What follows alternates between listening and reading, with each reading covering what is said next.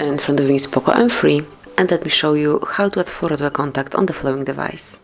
So first of all, just open your phone dialer and select the contact that you would like to add this profile picture to.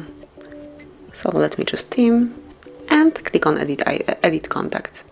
Now select camera icon and you can take a photo if someone is staying right in front of you, or you can choose one from your gallery. And this is what I will do, so I will click on Choose Photo. Now you can pick Google Photos, Gallery or File Manager. I will pick Gallery. Let's go to Albums and pick the photo that you would like to apply. Then complete the action using one of those apps, and I will also pick Gallery. You can customize it, tap on OK.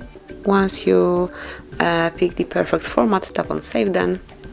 And that's it. As you can see, from now on, this picture is assigned to this contact, and anytime Tim will be calling you, you will be able to see this profile picture at first. And this is it. That would be all. Thank you for watching. Please subscribe our channel and leave the thumbs up.